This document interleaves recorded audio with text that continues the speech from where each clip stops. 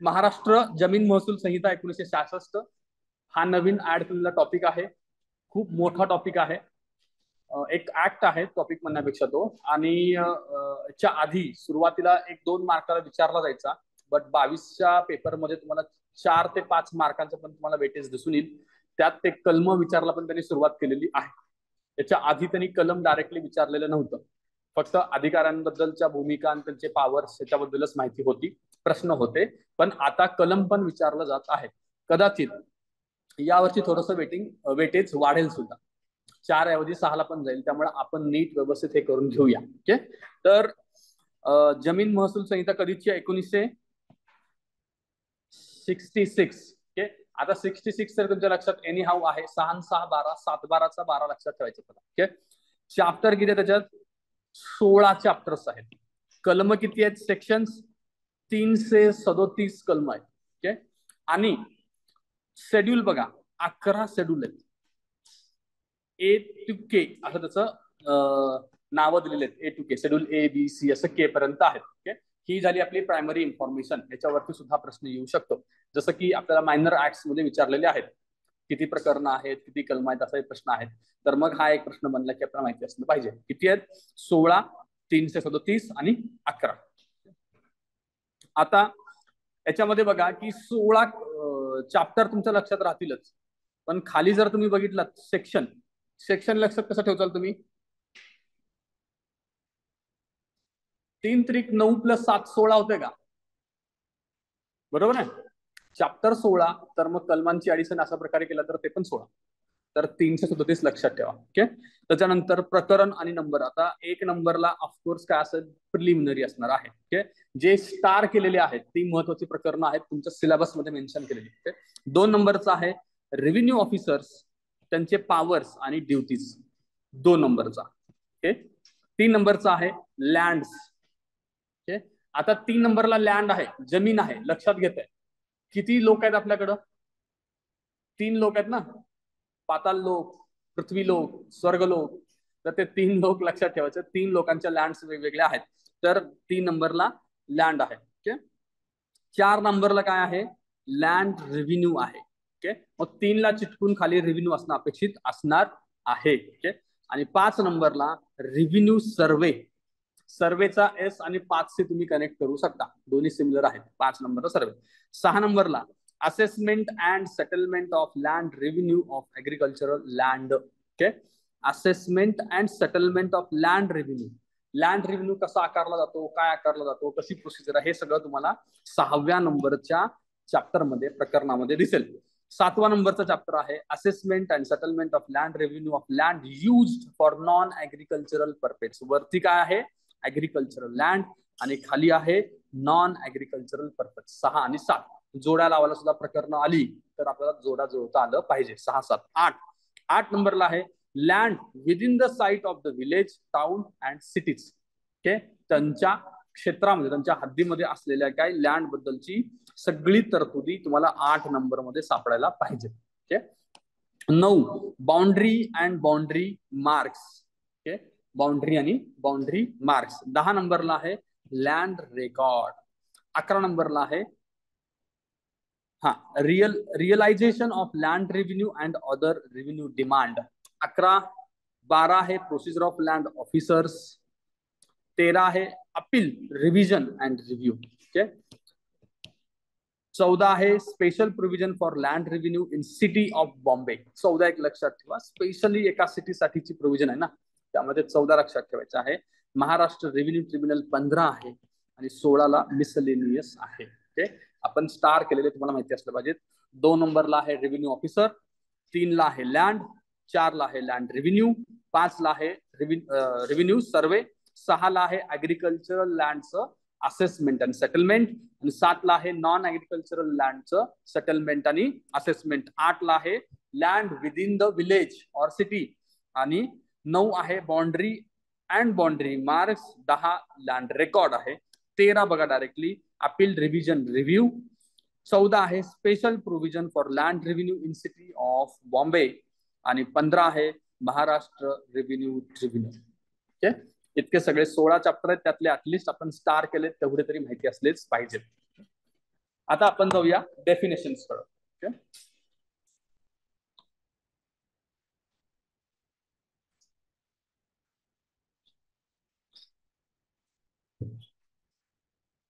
Definition बघा, खूप सारा definition आहेत, ऑलमोस्ट 40-50 डेफिनेशन आहेत. काही डेफिनेशन डोक्यावरून जाऊ शकतात, आपला काही रेफरन्स नसेल तिकडं तर आपल्याला काही लक्षात येणार नाही.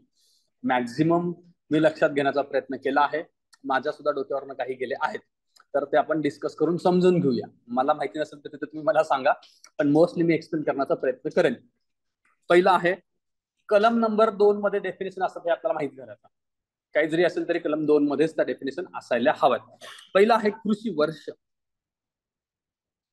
आता असं पण विचारलं जाऊ शकतं 2-1 मध्ये काय, 2-2 मध्ये काय, 2-3 मध्ये काय, जसं आपण बाकीचे मायनर ऍक्ट बघितलं तसं. त्यामुळे हे लक्षात घ्या. पहिला आहे कृषी वर्ष. राज्य शासन राजपत्रित अधिसूचनेने जाहीर करेल. अधिकार कुणाला आहे कृषी वर्ष जाहीर करायचा? राज्य शासनाचा, इतकंच हे कलम बोलतो. ओके, आणि आता ते आपण 1 एप्रिल पासून 3 मार्च डिक्लेअर केलेलं आहे. आपलं जे आर्थिक वर्ष आहे तेच आपण ऍग्रिकल्चरल वर्ष म्हणून डिक्लेअर केलेलं आहे. ओके, पहिला मुद्दा सोपा आहे तसा.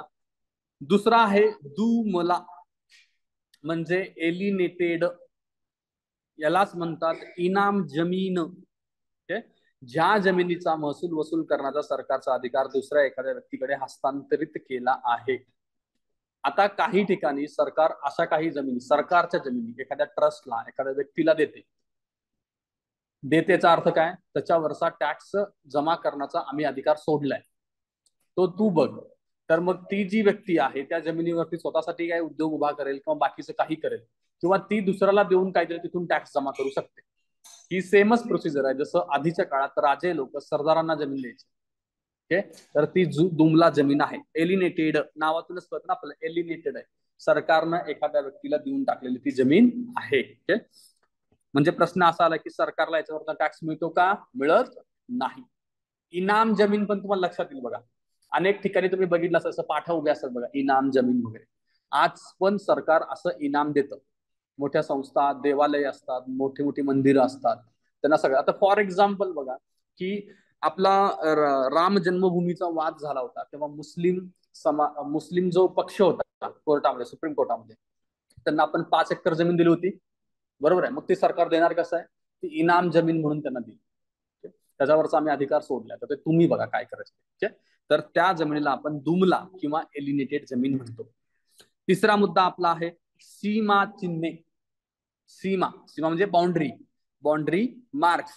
सीमा नियोजित करण्यासाठी उभी केलेली माती, दगड, इतर पदार्थापासूनची निशाणी, काही पण असू दे, त्यांना तुम्ही बाउंड्री मार्क केला असेल तर त्याला तुम्ही बाउंड्री मार्क म्हणू शकता. यात भूमापन अधिकारी, महसूल अधिकाऱ्यांनी उभारलेले, लावलेले यांचा पण समावेश होतो. ओके, भूमापन अधिकारी म्हणजे जनरली कोण असतो? आपल्या आपल्या याच्यामध्ये पोस्ट आहे बघा, एक्झाम मध्ये कुठली पोस्ट आहे? डीएसएलआर. डीएसएलआरचं काम ते असतं भूमापनाचं. ओके, तर कुंपण, बिन नांगरलेला बांध, जमिनीची पट्टी, अन्य नैसर्गिक कृत्रिम वस्तू, काहीही याच्यात समावेश येऊ शकतो. तुम्हाला प्रश्न असेल की चिन्हांमध्ये खालील कोणत्या गोष्टींचा समावेश होतो? मग काही कुंपण येईल, बिन नांगरलेला बांध येईल, जमिनीची पट्टी येईल, किंवा अजून काही असेल, ते सगळ्या गोष्टींना आपण घेऊ शकतो. फक्त कळलं पाहिजे की ही बाउंड्री मार्क आहे. ओके, पुढे चौथा, इमारत किंवा बिल्डिंग म्हणजे काय?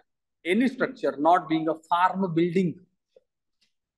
फार्म मध्ये तुमच्या शेतामधली बिल्डिंग सोडून इतर कुठलीही बिल्डिंग, म्हणजे फक्त आपण याच्यातून एक्सक्लूड केलंय शेतामध्ये उभारलेली बिल्डिंगला आपण एक्सक्लूड केलेलं आहे. ओके, हे लक्षात ठेवा.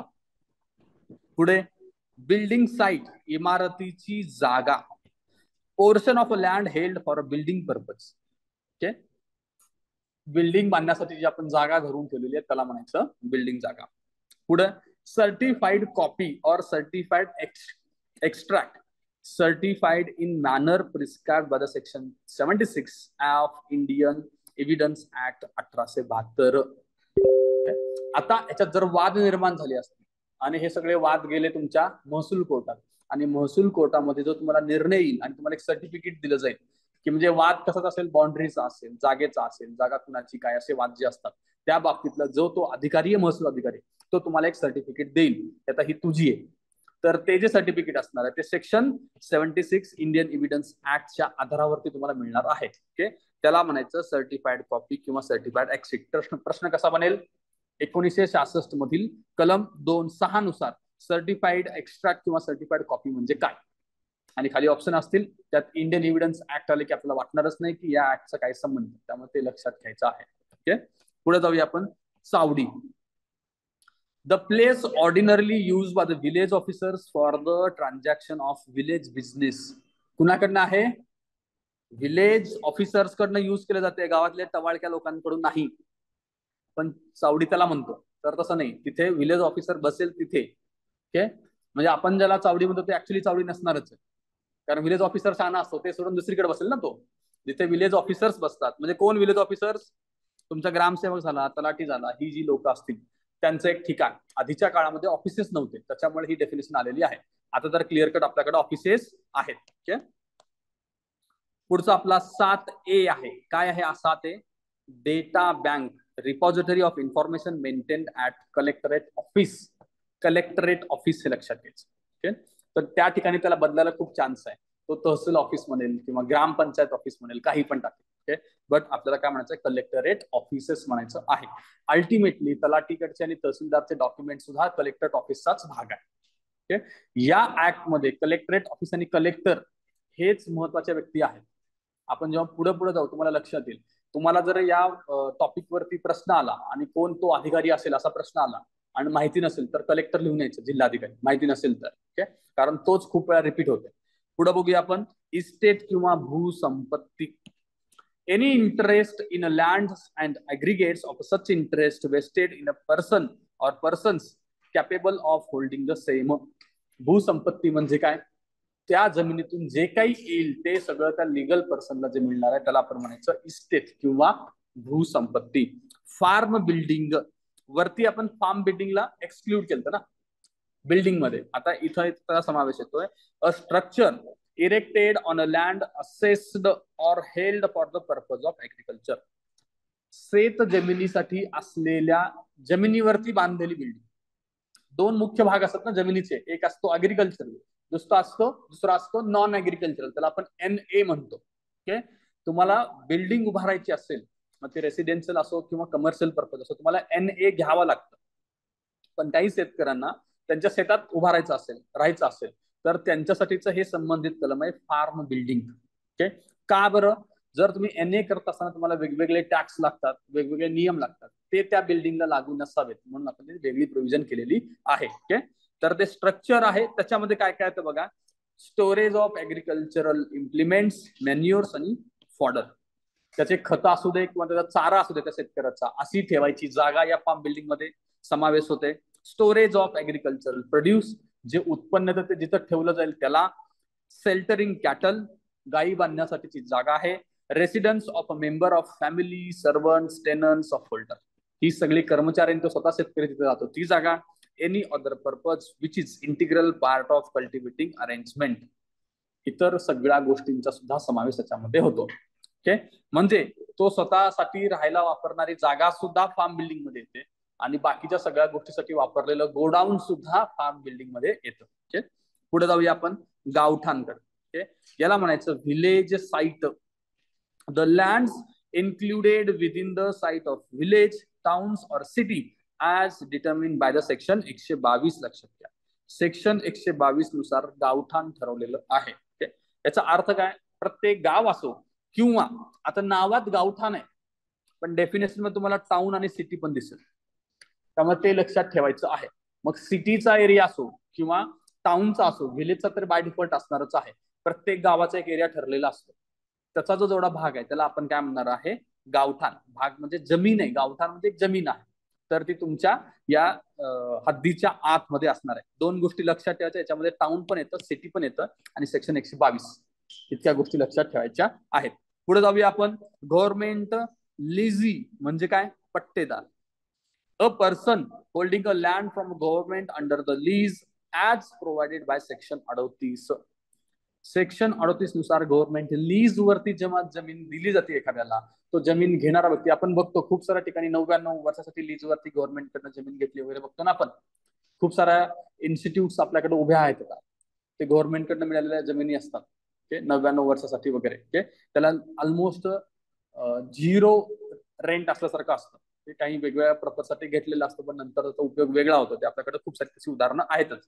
पुढचा, to hold land, to be a land holder, holder of a land. Okay, land होल्डरची डेफिनेशन 2:12 मध्ये येते, इतकं लक्षात ठेवा. लँड होल्डरची डेफिनेशन तुम्हाला 2:12 मध्ये, सेक्शन 2:12 मध्ये.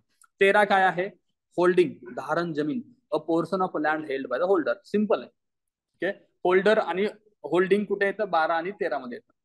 14 काय आहे? इम्प्रूव्हमेंट, सुधारणा.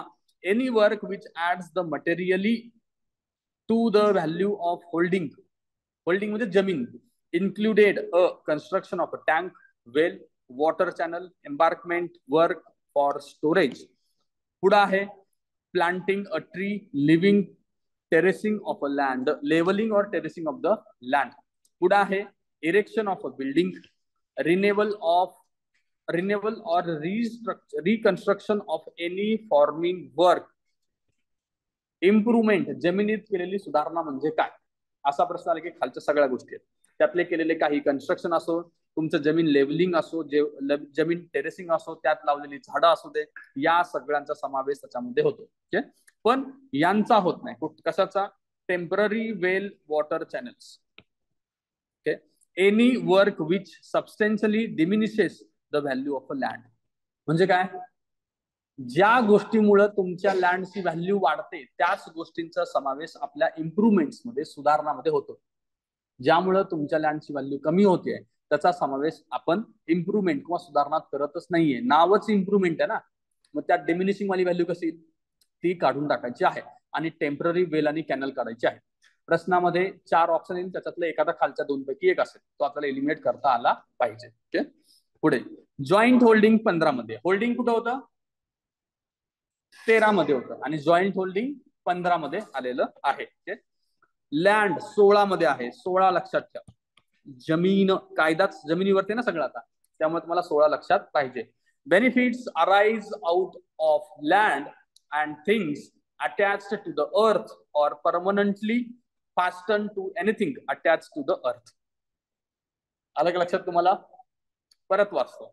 Benefits arise out of land म्हणजे लँड याचा अर्थ फक्त जमीनच नाही, जमिनीपासून आलेले बेनिफिट्स पण आहेत. Benefits arise out of land and things attach to the earth, permanently fasten to anything attach to the earth. म्हणजे तुमची स्वतःची एक जमीन आहे, त्या जमिनीपासून मिळालेला तुमचा जो फायदा आहे, तो सुद्धा जमिनीमध्ये गणला जाईल. किंवा तुमच्या जमिनीवर तुम्ही अशी काहीतरी वस्तू अटॅच केलेली आहे आणि त्यातून मिळणारं उत्पन्न सुद्धा जमिनीमध्ये. म्हणजे माझ्या शेतामध्ये आंब्याचं झाड असेल, तर आंब्याचं जे उत्पन्न येतं ते सुद्धा जमिनीमध्ये गणलं जाईल. म्हणजे जमिनीची डेफिनेशन खूप मोठी आहे. जमिनीच्या डेफिनेशन मध्ये बेनिफिट दिलेला आहे, त्या जमिनीतून येणारं ऑलमोस्ट सगळ्या प्रकारच्या बेनिफिटचा समावेश लँड मध्ये होतो. ऑल्सो शेअर्स, चार्जेस, रेव्हेन्यू और rent of a village, other portion of a territory. Also shares, charges, revenue of rent of a village और अदर पोर्शन ऑफ टेरिटरी. जमीन जी गावाची आहे, त्या गावाच्या जमिनीपासून आलेलं इतर प्रकारचं उत्पन्न, उदाहरणार्थ रेंट वरून दिलं असेल, ते जे रेंट मिळतं ते सुद्धा जमिनीमध्ये येतं. जनरली आपल्या डोक्यात जमीन म्हणजे आपण एक सॉलिड गोष्ट लक्षात घेतो की हा ही जमीन असली पाहिजे, बट या डेफिनेशन मध्ये त्याच्यातून येणारा उत्पन्नाचा जास्त विचार केला, बेनिफिट्सचा जास्त विचार केलेला आहे, ओके. तुम्हाला 2 गोष्टी लक्षात ठेवायच्या, डेफिनेशन काय आहे आणि कलम कितवा आहे. 2:16 आणि पुढचा डेफिनेशन लक्षात घ्या, ओके. लँडलॉर्ड, लँडलॉर्ड काय आहे? अ लेजर. जो जमीन देतो तो कितीला आहे? 17 नंबरला आहे. आणि जो जमीन घेतोय तो किती नंबरला होता आपल्याकडं? एका ठिकाणी होता ना तो लेझी म्हणून आपण बघितलं होतं, 15लाच आहे. हा, वरती 15ला. नाही नाही, 15 तर जॉईंट होल्डिंग आहे ना. 11 नंबर कुठे आहे? का आपण वेगळ्या याच्यामध्ये बघितलं होतं ते? हा, 11 नंबरला बघा, गव्हर्नमेंट लेझी, ओके. 11 नंबरला जमीन घेणारा आहे आणि जमीन देणारा किती नंबरला आहे? 17 नंबरला आहे, ओके. हे लक्षात घ्या.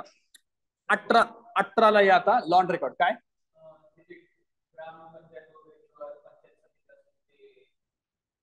ओके, येस येस, रेकॉर्डिंग थांबलेलं होतं, आता परत आपण रिपीट करू ना. लँड रेकॉर्ड्स बद्दल, भूमी अभिलेख बघतो ना आपण. तर याच्यामध्ये records maintained under the provision of or purpose of this code. This code म्हणजे आपली ही संहिता, या संहितेसाठी केलेला रेकॉर्ड. पुढे त्याच्यात maps and plans of a final town planning scheme. Town planning scheme साठी जे मॅप्स आणि तुमचे प्लॅन्स असतात त्यांचा समावेश तुमच्या लँड रेकॉर्ड मध्ये येतो. Improvement scheme or scheme of consolidation of the holding आणि एक्सेट्रा, अशा खूप काही गोष्टी असणार आहेत ज्या जमिनीशी संबंधित माहिती सांगतात. त्या सगळ्यांचा समावेश आपण लँड रेकॉर्ड मध्ये करतो, इतकं लक्षात ठेवा. भूमी अभिलेख, आणि हे कुणाकडे असणार आहेत, मगाशी आपण बघितले कलेक्टरेट ऑफिसकडे असणार आहेत. ठीक आहे. पुढे लँड रेव्हेन्यू किती नंबर आहे, 19. लँड रेव्हेन्यू, जमीन महसूल. Okay. All sums and payments in money received or legally claimed by or on the behalf of the state government by land holder. Land holder जी रेव्हेन्यू, जे महसूल वसूल करतो, कुणाच्या नावाने, गव्हर्नमेंटच्या नावानं. कोण असणार आहे इथं लँड होल्डर कडनं वसूल करणारा, स्टेट गव्हर्नमेंट कडनं कलेक्टर असणार आहे. कलेक्टरच्या नावाने खाली तलाठीपर्यंत ती चेन असणार आहे. ते जी महसूल जमा करतात त्याला म्हणायचं आपण जमीन महसूल. काय इन्क्लूड आहे बघा, premium, rent, lease, quit rent, ज्युडी पेएबल बाय इनामदार, इतक्या सगळ्या गोष्टींचा समावेश होतो. आता जुन्या काळात ते इनामदारकडनं राजाला काही अमाऊंट दिली जायची, त्याला जुडी म्हणतो आपण, जुडी पेड बाय द इनामदार. जर आज पण ते अस्तित्वात असेल तर त्याला ते द्यावं लागतं, किंवा तिथलं ते कलेक्टर आणि त्याच्यामध्ये ते ठरतं. तुम्हाला लक्षात ठेवायचं की सगळ्या खालच्या गोष्टी, rent, lease, quit rent, premium आणि ज्युडी पेएबल बाय द इनामदार, एक्सेट्रा लिहिले. अजून काही असेल तर ते सुद्धा कमीत कमी इलिमिनेशन करायचं आहे आपल्याला इथे. ओके.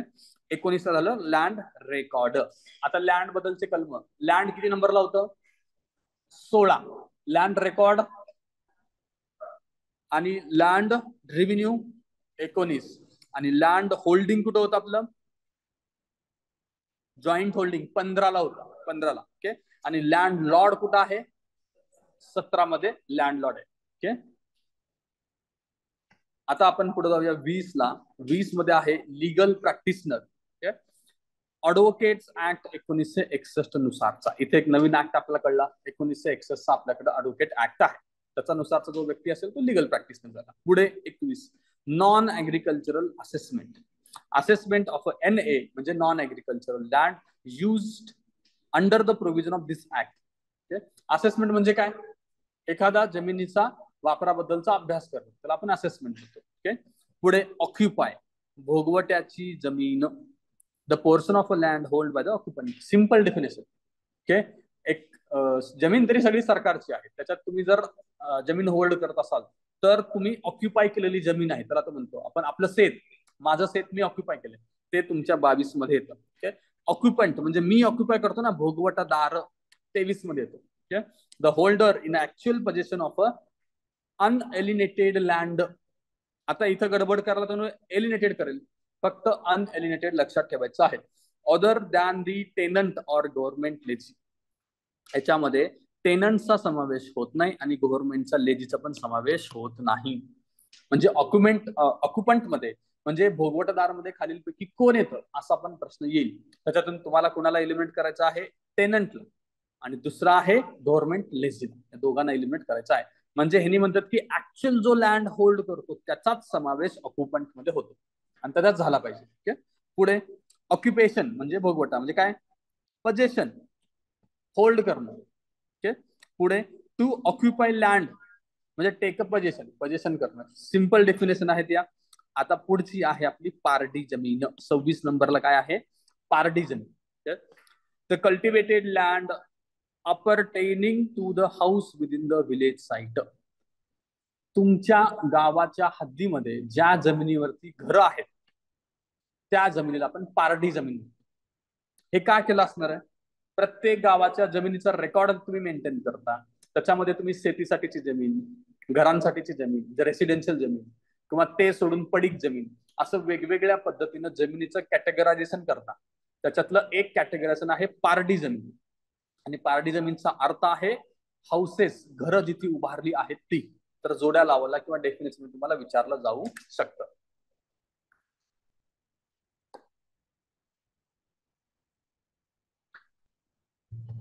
ओके, आलं लक्षात. पारडी जमीन. 27 population. The last preceding census नुसार, आता काय 2011चा census. Okay. 28 prescribed by state government. State government जे प्रिस्क्राईब करेल त्याच्यानुसारचे नियम. Okay. Recognise the agent, the person authorised in writing to the proceeding under this act. This code. सरकार काही एजंट्सना नॉमिनेट करतं, ते एजंट्स 29 मध्ये येतील. आणि 30 ला येतं रिलेव्हंट टेनेन्सी लॉज. कुठले कुठले लॉज आहेत बघा. एक आहे Bombay tenancy and agricultural land act 48. Hyderabad tenancy and agricultural land 50. हैदराबादचा आला पाहिजे का संबंध? का आला पाहिजे हैदराबादचा संबंध? मराठवाड्यासाठी आला पाहिजे. ठीक आहे. Bombay tenancy and agricultural land Vidarbha region act 58. हे तिन्ही ऍक्ट वर्ष सुद्धा लक्षात ठेवा. 48, 50 आणि 58. आपल्या इथं मराठवाड्याचे कोण कोण आहेत इंटरव्ह्यूला असणारे? तो तुम्हाला एक प्रश्न येतो बरं का, मराठवाडा कम्पॅरेटिव्हली बॅकवर्ड का आहे? काय उत्तर येतं त्याचं? खूप काही त्याला कारण आहेत, पण एक मेजर पुढे जाऊया आपण. हे तिन्ही ऍक्ट लक्षात ठेवायचे तुम्हाला. एक 48चा, एक 50चा आणि एक 58चा. पुढे आहे रेव्हेन्यू ऑफिसर. कुठे आहे रेव्हेन्यू ऑफिसर? 31 मध्ये. ओके. तुम्हाला डीसी व्हायचं आहे ना, बरोबर आहे. अभ्यासाला कधी सुरुवात केली तुम्ही? 21 ला. 10 वर्ष तरी लागले पाहिजेत. तर 31 मध्ये आहे revenue officer. Every officer of any rank what's ever appointed under any of the provision of this code and employed in the business of a land revenue survey. Okay. Land revenue किंवा land रेव्हेन्यूच्या survey मध्ये employed असणारा जो काही officer असणार आहे त्याला आपण revenue officer म्हणून गणले जाणार आहोत किंवा गणणार आहोत. 31 लक्षात ठेवा. पुढे आहे 32 revenue year. State government notification मध्ये गॅजेटमध्ये जाहीर करेल. 2 इयर झाले. एक होतं आपलं कृषी वर्ष, हे दुसरं आहे महसूल वर्ष. ते होतं 1 नंबरला आणि हे 32 नंबरला आहे. आता पुढे आहे साज. याला प्रोनाऊन्स साजा होतं बरं का, आणि आपल्याकडे सज्जा असं काही असं पण म्हणतात, सज्जा सुद्धा म्हणतात. बरोबर आहे. सज्जा काय असतं? A group of village in तालुका.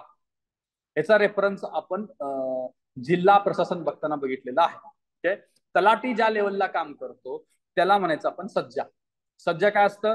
काही गावांचा एक समूह असतो, त्याचा अधिकारी कोण असतो? तलाठी. आणि सेक्शन 4 आहे सज्जासाठी. सेक्शन 4 सज्जा. ओके. आता सज्जा म्हणा किंवा साजा म्हणा, व्हॉट एव्हर म्हणा. ओके.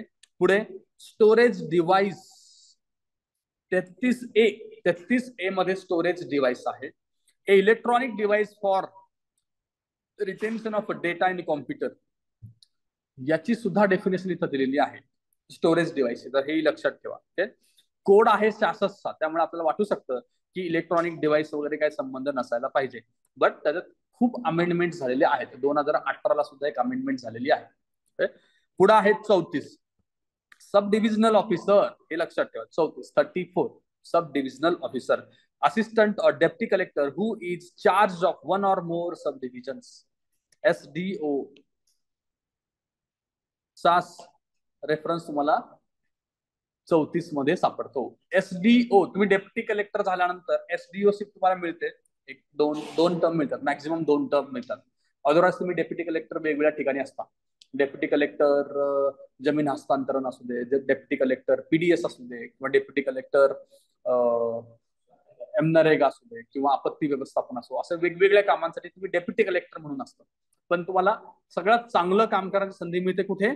SDO असतात तेव्हा, किंवा त्याला SDM पण म्हणतो आपण, सब डिव्हिजनल ऑफिसर. तर ते तुम्हाला एक टर्म किती वर्षाची असते?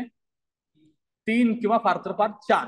तुमच्यावर जर कुणाची कृपा असेल तर एक 4 वर्ष मिळते. 3 किंवा 4 वर्ष. ओके. तर मग 34 लक्षात ठेवा. 3 ते 4. 34 ला आहे आपला सब डिव्हिजनल ऑफिसर. ओके. पुढे आहे 35 सब डिव्हिजन ऑफ सर्वे नंबर. 35 ला सब डिव्हिजन सर्वे नंबरचा. 36 ला सर्वे मार्क. 37 ला सर्वे नंबर. ओके. हे एकाच सिक्वेन्स मध्ये किंवा एका रिदम मध्ये आले असल्यामुळे इथून जोडा लावायला प्रश्न तयार होऊ शकतो. 34, 35, 36, 37 लक्षात घ्या. ओके. पुढे जाऊया आपण 38 ला. 38 ला आहे superior holder. A land holder entitled to receive a rent or a land revenue from other land holder त्याला म्हणायचं सुपिरियर होल्डर. आपण होल्डर बघितलाय, जॉईंट होल्डर बघितलाय, आता इथं आहे सुपिरियर होल्डर. सुपिरियर होल्डरला इतका एक अधिकार आहे की तो जमीन दुसऱ्याला रेंट देऊ शकतो, त्याला आपण म्हणायचं सुपिरियर होल्डर. आलं लक्षात? जो दुसऱ्याला इन्फिरियर होल्डरला देऊ शकतो त्याला म्हणायचं सुपिरियर होल्डर. पुढे सर्वे ऑफिसर सेक्शन 8 ला आहे आणि टेनंट 40 ला आहे, त्याला आपण लिझी किंवा लिझी म्हणतो. ओके. 41 ला आहे अनऑक्युपाइड लँड. ओके. 42 ला आहे अर्बन एरिया. 42 लक्षात ठेवा, urban area. Area included within the limit of the any municipal corporation और म्युनिसिपल काउन्सिल. नगरपालिका किंवा नगर परिषदेच्या अंतर्गत येणाऱ्या एरियाला आपण अर्बन एरिया म्हणतो. विलेज, विलेज कोणाला म्हणणार तुम्ही? includes towns or cities and all the lands belonging to the village, town, city. Village गाव, गावाच्या डेफिनेशन मध्ये टाउन आणि सिटीचा रेफरन्स आहे. मग अशी आपण जसं गावठाण बघितलं, गावठाण मध्ये सुद्धा तेच होतं. गावठाण काय आहे? जमीन आहे. गाव काय आहे? नाऊन आहे, नाम आहे, एका गोष्टीला दिलेलं नाव. तर दोन्ही मध्ये सुद्धा तुम्हाला टाउन आणि सिटीचा रेफरन्स सापडतो, तर हे लक्षात ठेवा. 43 लक्षात ठेवा, विलेजची डेफिनेशन तुम्हाला 43 मध्ये सापडते. ओके. 44 मध्ये तुम्हाला सापडते वाडा जमीन. Open land in a village site used for tethering cattle or storing crops or fodder or manure, त्याला म्हणायचं वाडा जमीन. एकंदरीत ज्या जमिनीवरती आपण शेतातला वाडा, वाडा म्हणजे पिकांचा वाडा, वाडा माहिती ना तुम्हाला, जनावरांना आपण घालतो ते ऊसाचं किंवा इतर काही पिकांचा जो वरचा भाग असतो त्याला आपण वाडा म्हणतो ना. ओके. तो वाडा, ज्या ठिकाणी आपण वाडा टाकतो त्याला वाडा जमीन म्हटलं जातं, इतकं लक्षात घ्या. पारडी जमीन झाली, आता हे वाडा जमीन झाली. पारडी काय होती? हाऊसेस, घर होते. आणि वाडा जमीन काय झाली? क्रॉप्स, फॉडर, मॅन्युअर ठेवण्याची जागा. ओके. त्याच्यानंतर पुढे जाऊया रेव्हेन्यू एरियाकडे. म्हणजे 44 डेफिनेशन तुम्हाला इथे दिलेले आहेत, 44 डेफिनेशन आहेत. ओके. त्यातलं 1 बाय 1 तुम्ही लक्षात ठेवा, महत्वाचेच कलम लक्षात ठेवा. 44 लक्षात ठेवणं काही सेन्स नाही. ओके. जमीन बघितली आपण, जमीन कुठं होती ते लक्षात ठेवा. एसडीएम कुठं होता? एसडीओ 34 मध्ये एसडीओ होता. आणि जमिनीच्या बाबतीतले अजून 2-3 कलम होते. लँड रेव्हेन्यू होतं, लँड रेकॉर्ड होता, ही कलम एक लक्षात घ्या. ओके. आणि विलेज लक्षात ठेवा, गावठाण लक्षात ठेवा, पारडी जमीन आणि वाडा जमीन, ही काही महत्वाची कलम सुरुवातीला लक्षात घ्या. ओके. तुम्ही पहिल्यांदा वाचत असाल तर हे थोडंसं गडबड होणं स्वाभाविक आहे, पण 2-3दा वाचलं की तुमच्या ते लक्षात घेऊन जाईल. आता आपण जाऊया रेव्हेन्यू एरियाकडे. 12 आणि 17. कलम नंबर 17 काय? लँड लॉर्ड आहे ना, जमिनीचा मालक आहे. आणि 12 काय म्हणतो आपला? To hold land, to be a land holder. दोन्हीचा अर्थ सेम नाहीये. आता त्याच्यात काय म्हणजे टू होल्ड लँड. आता कायद्यामध्ये काही काही ठिकाणी असं सेंटेन्स मध्ये दिसतील टू होल्ड लँड असं सेंटेन्स. त्याचा अर्थ काय? जमीन धारण करणे. तर जमीन धारण करण्याची डेफिनेशन आपल्याला कुठं आलेली आहे? ती 12 मध्ये. कुठल्या गोष्टीला तुम्ही जमीन धारण करता असं म्हणता हे तुम्हाला 12 मध्ये सापडेल. आणि 17 मध्ये जो जमीन धारण केलेला व्यक्ती आहे, लँड लॉर्ड, तो 17 मध्ये ती व्यक्ती आहे, म्हणजे ते नाऊन आहे. आणि 12 काय आहे? क्रियापद आहे, क्रिया होते ना, ती क्रियापद आहे. हा दोन्हीतला एक फरक आहे, येतं लक्षात? मराठी वाचलं नाही तुम्ही? ओके. पुढे जाऊया आपण रेव्हेन्यू एरियाकडे. कलम number 3, division of state into the revenue area. कलम नंबर 3 मध्ये येतो. तुम्ही रेव्हेन्यू एरियामध्ये डिव्हिजन करता ते 3 मध्ये. State shall be divided into the divisions which shall consist one or more district including Bombay City. Bombay सिटीचा सुद्धा समावेश याच्यात तुम्हाला करावा लागतो, त्याला सुद्धा तुम्ही एक रेव्हेन्यू डिव्हिजन म्हणताय. ओके. पुढे आहे and districts into the subdivision which consist one or more taluka. Each taluka consists certain village. आपलं जे स्ट्रक्चर आहे ते असं दिले. तुम्ही सुरुवातीला राज्याला कसा डिव्हिजन कराल, डिवाइड कराल? डिव्हिजन्स. डिव्हिजन्स कुठे डिवाइड कराल? सब डिव्हिजन्स. ओके. आणि सब डिव्हिजन्स तालुका, तालुका व्हिलेज मध्ये. हे सगळी माहिती तुम्हाला 3 मध्ये आलेलं आहे. येतं लक्षात तुम्हाला? म्हणजे किती लेवलला डिस्ट्रीब्युशन झाले? पहिलं आहे state to district, district to taluka, taluka to village. 3 लेवलला झालं आणि कलम नंबर किती आहे 3. ते 3 लक्षात ठेवा. रेव्हेन्यू एरिया कलम नंबर 3 मध्ये आहे. आता कलम नंबर 4 बघा, कॉन्स्टिट्यूशन ऑफ रेव्हेन्यू एरिया. पहिलं डिव्हिजन झालं, आता डिव्हिजन झाल्यानंतर कॉन्स्टिट्यूशन केलं पाहिजे, त्याची निर्मिती केली पाहिजे. स्टेट गव्हर्नमेंट नोटिफिकेशन नुसार डिस्ट्रिक्ट, सब डिव्हिजन, तालुका, विलेज, लोकल एरिया घोषित करतं. कोण करताय? State government. इथं तो गव्हर्नर वगैरे काही पण टाकेल, पण स्टेट गव्हर्नमेंट लक्षात ठेवायचं आहे. कलेक्टर तालुक्यातील गावांना अरेंज करून सजा आणि काही सजांची मिळून सर्कल बनवेल आणि जाहीर करेल. कोणाला पॉवर आहे ती? कलेक्टरला. ओके, सज्जा ठरवणं आणि त्या सज्जांचं सर्कल ठरवणं हे काम कलेक्टर करतात. कलेक्टर नाव लक्षात ठेवा. तुम्हाला मगाशी सांगितलं ना, मोस्ट ऑफ ठिकाणी तुम्हाला कलेक्टर दिसेल. आता आपण जाऊया प्रकरण 2 कडे. प्रकरण 1 संपलेलं आहे. असे किती प्रकरण आहेत? 16 प्रकरण. ओके, आता आपण दुसऱ्या प्रकरणाकडे येत आहोत. दुसरं प्रकरण आहे रेव्हेन्यू ऑफिसर्सचे पॉवर्स आणि ड्युटीज. ओके, 5 मध्ये काय आहे? कलम 5 मध्ये chief controlling officer in division कोण आहे? कमिशनर. म्हणजे कमिशनरचं कलम किती आहे? कलम नंबर 5 मध्ये तुम्हाला कमिशनरची डेफिनेशन दिलेली आहे. कलम number 6, revenue officer in division ची अपॉइंटमेंट ही स्टेट गव्हर्नमेंट कडनं होतं. ते 6 मध्ये आहे. ओके, 7 मध्ये रेव्हेन्यू ऑफिसर्स इन डिस्ट्रिक्ट कोण आहे? कलेक्टर ची अपॉइंटमेंट स्टेट गव्हर्नमेंट कडनं होतं. म्हणजे कमिशनरचं कलम झालं 5, कलेक्टरचं कलम झालं 7. 8 मध्ये बघा, सर्वे ऑफिसरची ही अपॉइंटमेंट स्टेट गव्हर्नमेंट कडनं होते. कलेक्टर, कमिशनर आणि सर्वे ऑफिसर सगळ्यांची अपॉइंटमेंट स्टेट गव्हर्नमेंटच करते. आणि सच ऑफिसर्स मे बी डेझिग्नेटेड, त्यांना काय नाव आहेत?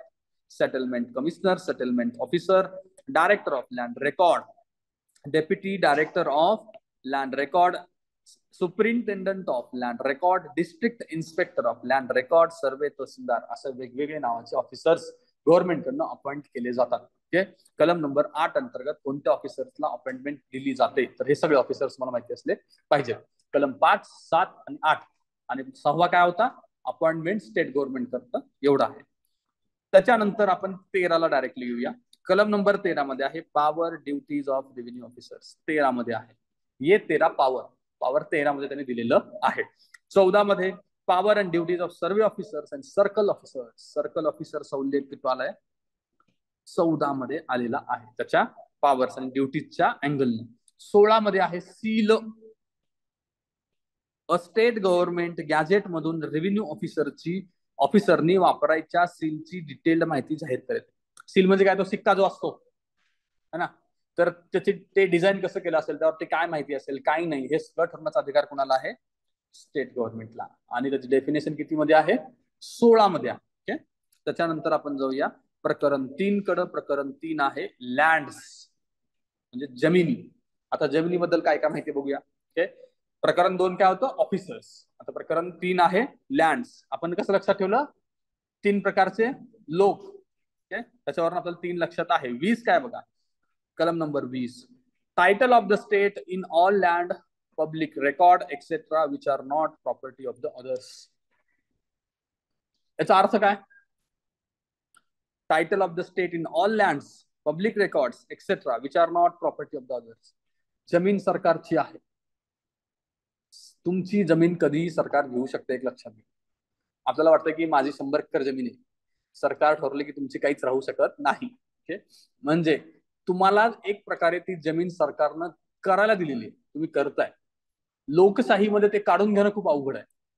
म्हणून आपल्याला वाटतं की ती जमीन माझ्या नावची आहे, पण अल्टिमेटली ती जमीन सरकारची आहे. हे याच्यावरून मला सांगायचं. Title of the state in all lands public records which are not property of the others. इतर प्रकारच्या लोकांची ती प्रॉपर्टी नाही. आणि याचा अजून एक अर्थ असा होतो की ज्या जमिनीवरती कुणाचा हक्क नाही ती जमीन सरकारची. ते तर बाय डिफॉल्ट असलं पाहिजे. जी कुणाच्या नावाने नाही, काही नाही, ती सरकारची असते. मग ते जेव्हा सरकारला कळतं, मग कुणाला कळतं? कलेक्टरला कळतं, किंवा सब डिव्हिजनल कलेक्टरला, तहसीलदारला कळतं. मग नंतर कळतं की इथं प्रोजेक्ट येणार आहे. मग तो त्याची विभागणी करतो आणि मग कुठल्या तरी आपल्याच पाहुण्याला देऊन टाकतो. मग ते गेले की त्याला मग भरपूर पैसा मिळतो. हे अशा अनेक जमिनी अजून सरकारकडे आहेत, सरकारच्या नावाने आहेत. आणि अशा काही जमिनींना सांगायची पण गरज असते की सरकारची आहे, ती कुणाचं नाव नसेल तर ते बाय डिफॉल्ट पण ते सरकारची होऊन जाते. हे सुद्धा आपल्याला या कलम नंबर 20 मधून कळतं. ओके, पुढे कलम number 21, extension of rights of a public in or over any public roads, lanes or path not required for the use of public. Okay, म्हणजे काय, extension of rights of a public in over any public road not required for this use of public. म्हणजे एखादी जमीन म्हणण्यापेक्षा रस्ता म्हणू, रस्ता, लेन, path public साठी आहे की नाही हे ठरवण्याचा अधिकार कलेक्टरला आहे. कलेक्टर सांगतील तू इथून चाल, नाहीतर नाही. तर तो कलेक्टरला आपण अधिकार दिलेला आहे. कलम नंबर 21 लक्षात घ्या. okay? कलम number 22, lands may be assigned for a special purpose and when assigned shall not be otherwise used without sanction of collector. बरोबर आहे. लँड हे तुम्हाला असाइन केली जाईल एखादा विशेष स्पेशल पर्पज साठी आणि त्यासाठीच तुम्ही ती यूज केली पाहिजे. ओके, आणि परमिशन कोणाची लागते, कलेक्टर साहेबांची. एखादी लँड तुम्हाला दिली, आता पुढे आपण कलेक्टर बघणार आहोत. जमीनचा पर्पज यूज बदलत असताना ऍग्रिकल्चरल टू नॉन ऍग्रिकल्चरल करणं वगैरे सगळे कलेक्टरच्या आतमध्ये आहे. तुम्ही नॉन ऍग्रिकल्चरल करताना सुद्धा कशासाठी करताय हे पण त्यात दिलं पाहिजे, आणि ज्याच्यासाठी परवानगी आहे त्यासाठीच तुम्ही जमीन वापरली पाहिजे. तर तुम्ही सांगितलं की मला रेसिडेन्शियल घर बनवायचं आहे किंवा बिल्डिंग बनवायचं, तेच करता येतं. तिथं तुम्ही इंडस्ट्री उभा करू शकत नाही. तर हे कलम 22 मध्ये आहे आणि त्यासाठी कलेक्टरचीच परवानगी लागते. 22A काय सांगतं, prohibition on diversion of use of gairan land. आता गॅरियन लँड नवीन प्रकारचा लँड आहे. मराठी आहे का ते? अच्छा, बर. तर गायरान लँड लक्षात ठेवा. मग गायरान असं पाहिजे ना, गायरान. ठीक आहे, एनिवेज तुम्ही काही लक्षात ठेवा. Gairan land, pasture of village cattle म्हणजे काय, चराईसाठीचं क्षेत्र असं.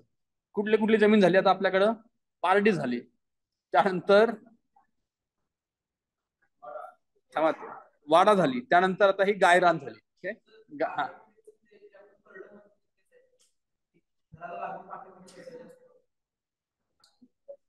परस बाग वगैरे म्हणतो ती म्हणताय तुम्ही.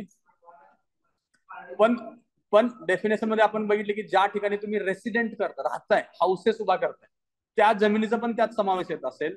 आणि तुम्ही जी महाग म्हणताय, आपण फळभाज्या वगैरे लावतो ना, पण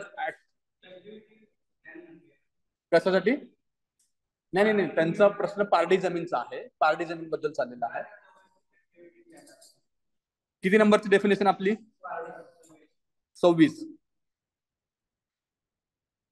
हा, a cultivated land appertaining to the house. हा हा, बरोबर आहे. तुमच्या हाऊसला कनेक्टेड असलेली जमीन पारडी जमीन. ओके, पण ती जमीन कशासाठी आहे, बांधकामासाठी, घरासाठी आहे. ती शेती जमिनीत गणली जात नाही, म्हणून आपण त्यांना घेतले पारडी जमीन मध्ये घेतलेलं आहे. त्याला आपण इन शॉर्ट परस बाग वगैरे म्हणतो ना, ज्या ठिकाणी आपली परस बाग आहे ती. किंवा काही ठिकाणी हे पण असेल, हा कल्टिवेटेड हा शब्द आला मध्ये तिथे काहीतरी कल्टिवेशन करणं गरजेचं आहे. तुम्ही काय म्हणताय?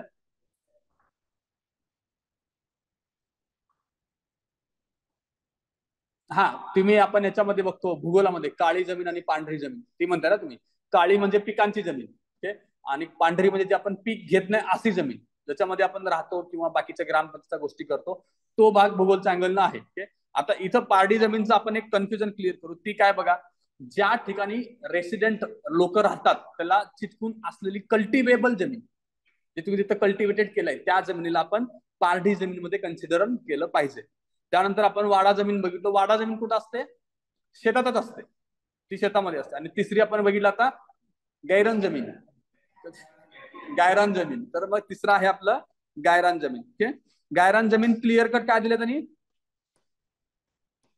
पाश्चर जमीन असं दिलं ना त्यांनी. हा, Pasteur of the village cattle. Okay, म्हणजे जनावरांना चारण्यासाठी असलेली जमीन. याची घोषणा कोण करतं, कलेक्टर. मोस्ट ऑफ ठिकाणी तुम्हाला कलेक्टरच सापडत आहेत. ओके, त्याच्यानंतर हा, आता गायरान जमिनीची डेफिनेशन पण लक्षात ठेवा 22A मध्ये. ओके, वेगवेगळ्या प्रकारचे कलम लक्षात ठेवा, त्यांचे काय कलम होत होते. वाडा जमीनचं काय होतं माहितीये, 44 होता, आणि पारडी 26. ओके, 26, 44 आणि हे 22A. 23 ला या आता. 23 मध्ये आहे regulation of a use of a pasturage. त्याचा सुद्धा रेग्युलेशन कलेक्टरच करणार आहे. 24, recovering value of a natural products unauthorisedly removed from the certain land. Okay, म्हणजे सरकारच्या मालकीच्या जमिनीतून एखाद्या अनऑथोराइज्ड पर्सनने एखादा natural product not being trees remove केला असेल तर त्याची किंमत आणि fine not exceeding 5 times of the value. म्हणजे सरकारच्या जमिनीवरनं तुम्ही काही घेतला असेल तर त्याला तुम्हाला फाईन तरी द्यावंच लागतं. त्याची किंमत जेवढी आहे तेवढी तर तुम्हाला पे करावीच लागते. प्लस 5 टाइम त्या व्हॅल्यूच्या तुम्हाला दंड लावला जाईल, त्या किमतीच्या 5 टाइम. ओके, तर ही कलम नंबर 24 मध्ये सांगितलेलं आहे. ओके, फक्त ते झाडं नसली पाहिजेत. नॉट बिंग अ ट्री, ट्रीला एक्सक्लूड केलेलं आहे त्यांनी त्या संपत्तीमधून. ओके, पुढे 25 बघा. Right to trees in holdings, trees standing or growing on any occupied land shall vest in the holder. त्या जमिनीवरची झाडं तुमचीच असणार ऑफकोर्स. ओके, पण सॉइल इरोजन रोखणे वा इतर कारणांसाठी ही झाडे तोडण्यावरती सरकार बंधने आणू शकतं. म्हणजे तुमच्या जमिनीत असणारी झाडं तुमच्या मालकीची आहेत. ओके, त्याला सरकार बंधनं आणू शकत नाही. फक्त सॉइल इरोजनचा प्रश्न असेल तर सरकार तुमच्यावरती बंधनं आणू शकतं. ओके, आजकाल आपण जमीन जेव्हा आपली जाते तेव्हा त्याचं पण काउंटिंग होतं ना, किती झाडं तोडली, काय तोडली, याचे पण तुम्हाला पैसे मिळतात. ओके, आता पैसे मिळणार म्हणले की लोक पटकन झाडं पण लावतात. समृद्धी महामार्गाचं उदाहरण आहे. ओके, खूप सारे, किंवा इलेक्ट्रिकल लाईन्स वरून गेली असेल तर त्यावेळेस पण झाडं तुम्हाला तोडावी लागतात, त्याची पण तुम्हाला पैसे मिळतात. म्हणजे ती सुद्धा एक चांगली मालमत्ता आहे. पुढे आहे 26, कलम 26 बघा. Trees and forest wasting in the government. खासगी जागेवरील ट्रीज, जंगल एक्सेट्रा सोडून इतर जागेवरील ट्रीज, जंगल ही सगळी कुणाची मालकी आहे? सरकारची मालकी आहे. कलम 27, recovery of value of a tree. सेमच आता आपण जे डिस्कस केलं त्याच्या व्हॅल्यूची रिकव्हरी करणं. कलम 28, regulation of cutting and supply of the wood. ठीक आहे, हे फक्त रेग्युलेशन बाबतीतलं आहे. 29 आहे classes of person holding lands. आता हे क्लासेस पुढे खूप साऱ्या ठिकाणी रेफरन्स मध्ये तुम्हाला येतील. क्लास 1, क्लास 2 ऑक्युपंटची 2 प्रकारे तुम्ही कॅटेगरायझेशन केलंय. Holds land without any restriction. Class 1 वाला कसलंच रिस्ट्रिक्शन नसतं. ओके, आणि क्लास 2 वाला subjected to the restriction on right to transfer. त्याला त्याच्या होल्डिंग मध्ये असलेली जमिनीचा ट्रान्सफर बद्दल काही लिमिटेशन्स आहेत. असं 2 प्रकारे आपण ऑक्युपंटची डेफिनेशन केलेली आहे, क्लास 1, क्लास 2. आणि तिसरा आहे गव्हर्नमेंट लेझीस. हे आपलं माहित आहे, ज्याला सरकार भाड्याने दिलेला आहे तो होल्ड करणारा जो व्यक्ती आहे त्याला आपण गव्हर्नमेंट लेझीस म्हणतो. ओके, त्याच्यानंतर पुढे 31 मध्ये बघा, कलम 31, unoccupied land may be granted on condition. कुणाची? परत कलेक्टर. ओके, अनऑक्युपाइड लँड सरकारची जी असते ते इतर लोकांना देता येते, पण इथं पुन्हा कलेक्टर आहे. 32, Grant of alluvial land wasting in the government. म्हणजे कसली लँड? मराठीत काय म्हणतो आपण अलुवियल लँडला? गाळाची जमीन. ओके, त्याबद्दल सुद्धा कलेक्टरचे अधिकार आहेत. कलम number 33, temporary rights to the alluvial lands of the small extent. Temporary rights, गाळाच्या जमिनीबद्दलचे टेम्पररी राईट्स बघा कसे आहेत. समुद्र किनारी राहणारे लोक अलुवियल लँडचा टेम्पररी वापर करू शकतात, पण ती जमीन 1 एकर पेक्षा कमी हवी. ओके, जर तुम्हाला त्याचा वापर करायचा असेल तर तुम्हाला कलेक्टरची परवानगी लागतेच, पण ती जमीन 1 एकरचा कमी असेल तर तुम्ही टेम्पररीली ती जमीन वापरू शकता. ओके, 1 एकर पेक्षा अधिक जमिनीबाबत निर्णय कुणाचा असणार आहे? कलेक्टरांचा असतो. हे झालं आपलं 33 नुसार. ओके, 34 मध्ये या, disposal of intestate occupancies. Okay, इंटरस्टेटच्या बाबतीतलं काय गोष्टी होणार बघा. If an occupant dies intestate and without known heirs. म्हणजे हेअर्स म्हणजे कोण आहे? त्याचा ह्या नाहीये, काम त्याला वारस नाहीये. Collector shall take a possession of his occupancy and may lease it for the period of 1 year at a time. Okay, म्हणजे ज्याला हेअर नाहीये अशी जर जमीन असेल आणि त्यांनी कोणाच्या नावाने केलं नसेल तर ती जमीन पहिल्यांदा कलेक्टर होल्ड करणार. म्हणजे ती सरकारी जमीन झाली आणि ते भाड्याने देऊ शकतात एका वेळेस 1 वर्ष. ओके, हा आपला आहे पहिला मुद्दा. दुसरा आहे, कलेक्टरने लँड ताब्यात घेतल्यानंतर 3 वर्षाच्या आत जर कुणी क्लेम केलं नाही तर कलेक्टर चौकशी करतील आणि योग्य क्लेम असेल तर त्यास ती जमीन देतील, किंवा क्लेम योग्य नसेल तर क्लेम ते रिजेक्ट करतील. हे सगळं झालं पाहिजे 3 वर्षाच्या आत. ओके, रिजेक्ट नंतर क्लेम करणारी व्यक्ती 1 वर्षाच्या आत त्या विरोधात सूट फाईल करू शकते, त्याच्या विरोधात ती केस पण करू शकते. 1 वर्षाच्या आत 1 वर्ष दिलेलं आहे. ओके. पुढे कोणताही क्लेम केले नाही 3 वर्षाच्या आत किंवा क्लेम रिजेक्ट झाले तर कलेक्टर ही जमीन ऑक्युपेशनद्वारे विकू शकतात. म्हणजे कलेक्टरला ते रेंट न द्यायचा तर अधिकार एनी हाऊ आहेच. ते क्लेम निकालात निघेपर्यंत ते देऊ शकतात एका वेळेस 1 वर्षासाठी. नंतर मग क्लेम आला तर या सगळ्या प्रोसिजर बघतील क्लेम योग्य की अयोग्य, आणि त्यांना जर योग्य वाटलं नाही तर ते जमीन विकू पण शकतात. ओके. 36 कलम 36 बघा. Occupancy to be transferable and heritable subject to certain restriction. ST लँडच्या बाबतीत मात्र कलेक्टरचे सँक्शन लागते. ऑक्युपन्सी तुमची जी असणार आहे ती ट्रान्सफरेबल आहे. मी माझी लँड ची ओनरशिप ट्रान्सफर करू शकतो आणि ती हेरिटेबल पण आहे. म्हणजे माझ्या वारसाला ते ऑटोमॅटिक पण जाते, subjected to the certain restriction. काहीतरी रिस्ट्रिक्शन पण ठेवले असतील. अदरवाईज ते ट्रान्सफरेबल आहे आणि हेरिटेबल आहे. हे 2 मुद्दे लक्षात ठेवायचं. पण तसं एसटी समाजाच्या म्हणजे शेड्यूल ट्राईबच्या जमिनीच्या बाबतीत होत नाही. त्याच्यावरती कलेक्टरची सँक्शन लागते. कारण म्हणजे काय, त्यांना ते एक हे दिलेलं आहे, प्रोटेक्शन आहे कलेक्टरचं. ओके. पुढे 37A बघा. Restriction on sale, transfer, redevelopment, charge in use in relation to government land and nazul land. आता नवीन एक लँड आली इथे, काय झाली, नाझूल म्हणा किंवा नझूल म्हणा. ओके. त्याच्यात नझूल लँड बद्दल काय बघा इथे. टाईप ऑफ गव्हर्नमेंट लँड, म्हणजे पहिली गोष्ट ती गव्हर्नमेंटची लँड आहे. Use for non agricultural purpose. दुसरी गोष्ट non agricultural purpose such as building, roads, markets, playgrounds और any other public purpose. Okay, or the Nazul land which has potential for a such use in a future. वरच्या use साठी future मध्ये potential आहे. Including such lands granted on long और short term lease और on no compensation agreement. सरकारी land आहे जी इतर व्यक्तीला दिलेली पण असू शकते. त्याच्यावरती या खालच्या गोष्टी म्हणजे नॉन ॲग्रिकल्चरल पर्पज साठी यूज होत आहे किंवा भविष्यात होईल अशी जमीन असते नझूल लँड. तुम्ही अनेक ठिकाणी बघितलेलं असेल सुद्धा. ओके. अशी मोठी पाटी असेल बघा, ही सरकारी जमीन नझूल लँड आहे. आता हा नझूल शब्द मराठवाड्यातूनच आलेला आहे. तिकडच्या निजामाच्या काळातला हा शब्द आहे, तोच इकडे आपण आता वापरत आहोत सुद्धा. नझूल लँड कलम नंबर 37A लक्षात ठेवा. ओके. नझूल लँड बद्दलचा प्रोव्हिजन कुठं आहेत, 37A मध्ये. ओके. आता हे झालं जमिनीबद्दलच्या थोडीफार माहिती. आता आपण जमिनीच्या प्रकाराकडे पुन्हा एकदा येऊया आणि त्यात डिटेलमध्ये जमिनीचे प्रकार बघूया.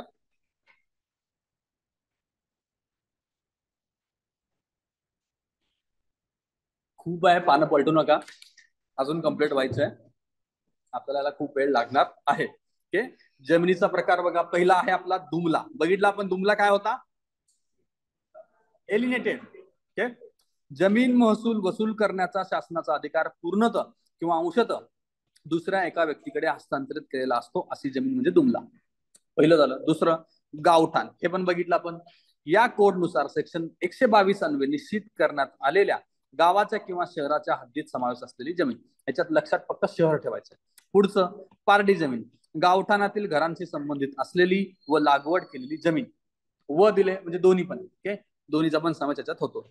वाडा जमीन. गुरेढोरे बांधण्यासाठी किंवा वैरण, खते, तत्सम वस्तू साठवण्यासाठी वापरलेली गावठाणाची खुली जागा.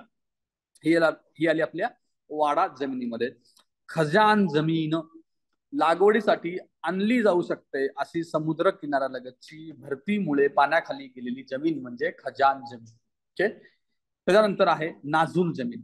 नाझूल जमीन काय आहे, सरकारी जमीन जी गैरकृषी वापरासाठी भाडे तत्वावरती नो कॉम्पेन्सेशन अग्रीमेंट वर दिलेली असते, जिचा वापर इमारती, रस्ते, बाजार, क्रीडांगण इत्यादीसाठी होतो किंवा भविष्यात असा वापर होऊ शकतो.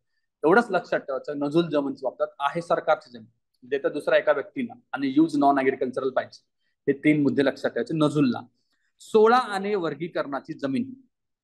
राज्य शासनाने केलेल्या 16 आने वर्गीकरणानुसारची सॉइल युनिट्स असणारी जमीन म्हणजे 16 आने. 16 आने हे काय, एक उत्पन्नाचं युनिट आहे. किती उत्पन्न आलं. आता आपण पैसेवारीत गेलो, हे आनेवारी. आता आपण पैसेवारीत मोजतो. तुम्ही दुष्काळ पडल्यानंतर बघत असाल की तहसीलदारांकडून चौकशी झाली आणि या तालुक्यातील या गावांची आणेवारी यावर्षी 50% आहे किंवा 50 पैसे आहे. का असतं ते आणेवारी, पैसेवारी आणेवारी माहिती तुम्हाला काय आयडिया आहे काय असतं एक्झॅक्टली काय लावली जाते नाही ओके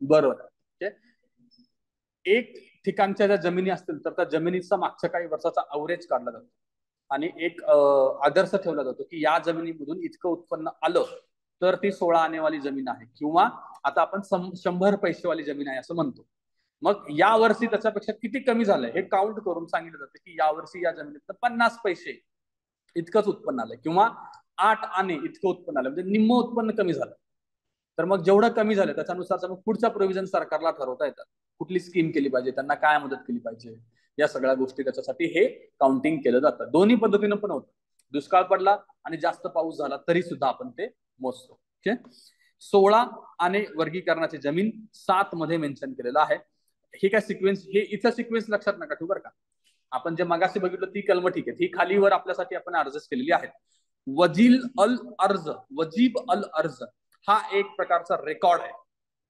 अभिलेख आहे हा अर्ज या नावावरनं तुम्हाला लक्षात येईल की अभिलेख ओके जो स्टेट गव्हर्नमेंटच्या वतीने कलेक्टर हे जनरल स्पेसिफिक ऑर्डरने जाहीर करतात ओके हे झाला वजीब अल अर्ज बद्दल या रेकॉर्ड मध्ये the custom of each village is in recording to the right to irrigation आणि राईट टू फिशिंग प्रश्न कसा येईल वजीब अल अर्ज मध्ये खालीलपैकी कोणत्या गोष्टींची परवानगी किंवा कोणत्या गोष्टींबाबत रेकॉर्डिंग असतं कोणत्या एक आहे इरिगेशन दुसरा आहे fishing okay in any land or water belonging to the state government और लोकल अथॉरिटी या सगळ्यांची माहिती लँड कोणाची आहे गव्हर्नमेंटची आहे गव्हर्नमेंटच्या लँडमध्ये इरिगेशन आणि फिशिंगची माहिती असेल तर तुम्हाला या रेकॉर्डमध्ये सापडेल पुढे आहे आकारी पड जमीन महसूल तगाई किंवा इतर शासकीय रक्कम भरू न शकलेल्या जमिनी ज्या कलेक्टर जप्त करतात जप्त केलेली लँड आहे आकारी पड जमीन ओके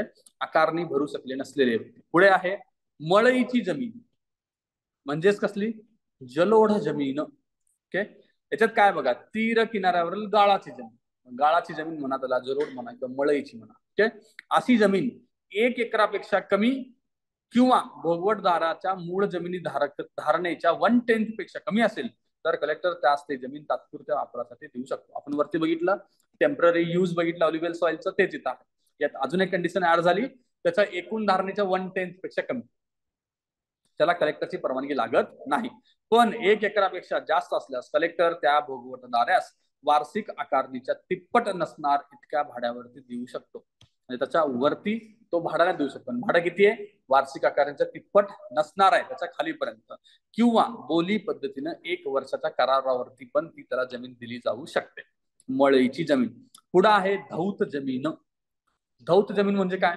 अशी जमीन जी धुकीमुळे कमी झाली आहे धुवून गेलेली आहे वाहून गेलेली आहे ओके कमी झालेल्या जमिनीचा भाग हा अर्धा एकराहून अधिक असेल तर महसुलात सूट मिळण्याचा हक्क असतो अर्धा एकर लक्षात घ्या महसूल भरण्यास त्याला सूट दिली जाईल जर तुझी धूप झालेली जमीन किती अर्धा एकराहून अधिक असेल तर पुढे आहे ओलिताची जमीन पाटबंधाऱ्याद्वारे सिंचित केलेल्या जमिनीला आपण ओलिताची जमीन म्हणतो ओके आणि गाळपेर जमीन पुढचा आहे नदी नाले तलाव इत्यादीच्या तळाशी असणारी जमीन जी पाणी कमी झाल्याने दिसू लागते आणि कृषीसाठी उपलब्ध होते त्याला गाळपेर म्हणजे एखादा जलाशयाचा गाळ दिसायला लागला आणि त्या गाळात आपण पेरू शकतो तर अशी जमीन गाळपेर असंही तुम्ही लक्षात ठेवू शकता त्याच्यानंतर पुढे आहे फाजिनदारी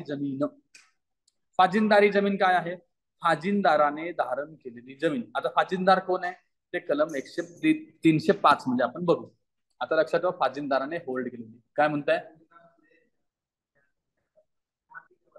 ओके त्यांना फाजिनदार म्हणतो म्हणजे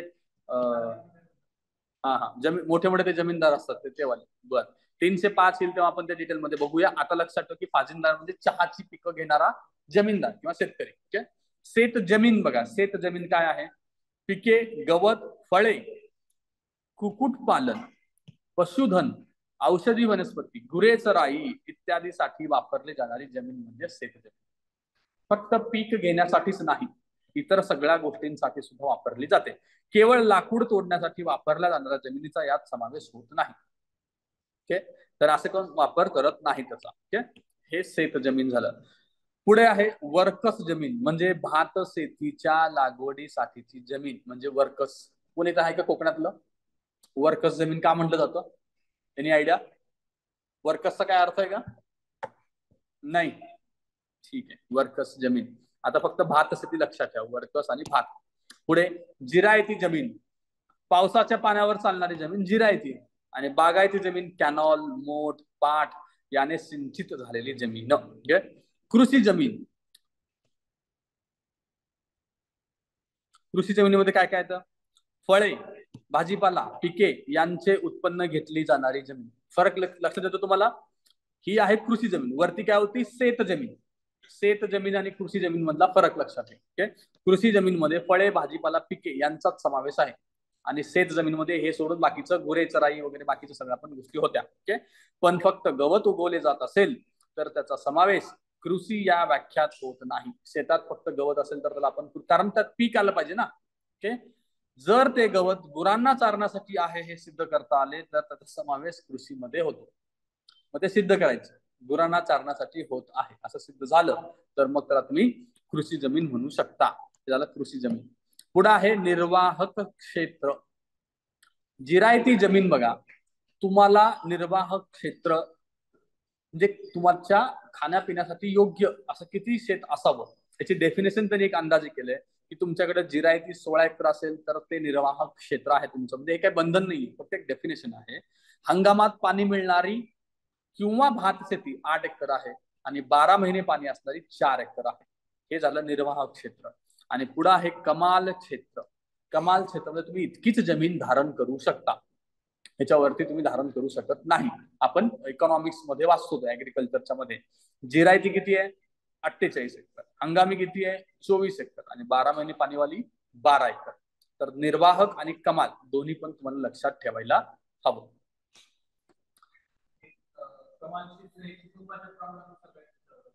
आता आपण कुटुंबानुसार घेतलंय, ते आधी व्यक्तीनुसार होतं, आता ते कुटुंबानुसार झालेलं आहे. महाराष्ट्राच्या बाबतीत एकदा बघून घ्या बघू. ते महाराष्ट्रानं पुन्हा व्यक्तीनुसार केलं की काय ते मला लक्षात नाहीये, पण कदाचित ते व्यक्तीनुसार केलेलं असू शकतं. सुरुवातीला जी सगळ्या एका सीएम ची मीटिंग झाली होती, आपण इकॉनॉमिक्स मध्ये वाचतो, त्या सीएमच्या मीटिंग नुसार ठरलं की जमीन होल्डिंग हे कुटुंबानुसार असली पाहिजे. पण काही राज्याने ती व्यक्तीनुसार पण ठेवलेली आहे. तर ती फक्त एकदा तुम्ही कन्फर्म करून घ्या. इकॉनॉमिक्स देसले सरांच्या पुस्तकात तुम्हाला हा डेटा सापडेल. तर महाराष्ट्रामध्ये बघा की व्यक्ती आहे का कुटुंब आहे. ओके. पुढे जाऊया आपण पोट खराब क्षेत्राकडे. पोट खराब क्षेत्र म्हणजे काय? खडकाळ, खंदक, नाले, खाणी इत्यादीनं व्याप्त जमीन ज्यात पीक लागवड करता येत नाही. तुमच्या गावाच्या हद्दीमध्ये अशा काही जमिनी असतात जिथे खडक आहे, खंदक आहे, नाले आहे, खाणी आहे, किंवा माझी स्वतःची पण जमीन असेल तर तुम्ही 7/12 बघितला असेल तर त्याच्यामध्ये पोट खराब क्षेत्र पण मेन्शन केलेलं असतं. त्याच्यावरती तुम्ही पीक घेऊ शकत नाही असं क्षेत्र. म्हणजे समजा की तुमच्या शेतातून नाले जात असेल किंवा एखादं मोठा खंदक असेल तर त्याचा समावेश तुमच्या 7/12 लिहिला असतो की ही पोट खराबची जमीन आहे. ओके. तर ती झाली खडकाळ, खंदक, नाले, खाणी. ज्यांचा डीसी वगैरे प्रेफरन्स असेल त्यांना इंटरव्ह्यूला विचारला जाऊ शकता पोट खराब काय असतं. ओके. नावातूनच कळतं ना, त्यातून काहीच उत्पन्न होत नाही असं खराब झालेली जमीन पोट खराब. ओके. त्याच्यानंतर पोट खराब अ आणि पोट खराब ब असे दोन प्रकारचं वर्गीकरण आहे त्यात पण. काय आहे बघा, खडकाळ क्षेत्र, नाले, खंदक, खाणी इत्यादीनं व्याप्त आहे. आणि ब काय आहे? रस्ते, पदपथ, जलप्रवाह, कालवे, तलाव, घरगुती किंवा सार्वजनिक प्रयोजनार्थी वापरलेली जमीन, दफनभूमी, रहिवासींसाठी वापरलेली जमीन जी लागवडीखाली आणता येत नाही. इतक्या सगळ्या गोष्टी ब मध्ये येतात. अ मध्ये फक्त खडकाळ क्षेत्र, नाले, खंदक आणि खाणी आहे. पोट खराब अ मध्ये ही जमीन जर लागवडीखाली तर तीवर महसूल आकारला जातो. लागवडीखाली आणली करा तिकडे, लागवडीखाली आणली गेली तर त्याच्यावरती महसूल आकारला जाईल. ओके. पण ब मध्ये कोणत्याही प्रकारचा महसूल आकारला जाणार नाही. अ ला आणता येतो, ब ला नाही. हा दोन्हीतला एक फरक आहे. पोट खराब लक्षात घ्या. पुढे पुन्हा वर्कस जमीन आलेली आहे, ते आपण बघितलेलंच आहे. त्याच्यामध्ये भात शेती पण आहे आणि राबता प्रयोजनार्थ जमीन. राबता म्हणजे काय?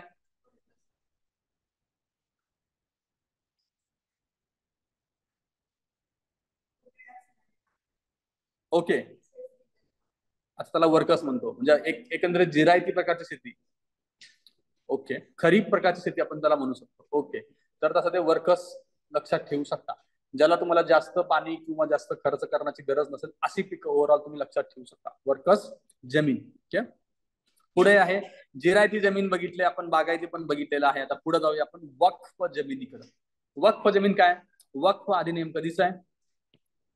95 नुसार सर्वसामान्यपणे इस्लाम धर्माच्या धार्मिक कामासाठी वापरण्यात येणाऱ्या सर्व मिळकती म्हणजे जमीन आहे का? मिळकती आहे. जमीन तर बाय डिफॉल्ट असेलच, त्याचबरोबर इतर काही गोष्टी तुम्हाला मिळाल्या असतील तर त्यांचा सुद्धा समावेश या वक्फ जमिनीमध्ये करता येतो. म्हणजे काय? जमीन सोडून अजून काय मिळू शकतं तुम्हाला? सोने, चांदी, वॉटेवर काय मिळालं त्याचा सुद्धा समावेश तुम्हाला वक्फ जमिनीत या कायद्यानुसार केला जातो. ओके, कृषी जमीन बघितली आपण. कृषी जमीन वरती क्लिअर कट दोनदा आलेला आहे. आता आपण निर्वाह शेती आणि कमाल क्षेत्र सुद्धा एकंदरीत ह्याच्या आधी बघितलेलं आहे, तेच इथं चार्ट फॉर्मॅट मध्ये आहे. पुढे आपण जाऊया जमिनीचा वापर आणि वापर बदला संबंधीची प्रक्रियेकडे. ओके, फक्त अजून एक 3-4 पेजात तेवढं करूया आपण, तोपर्यंत होल्ड करा.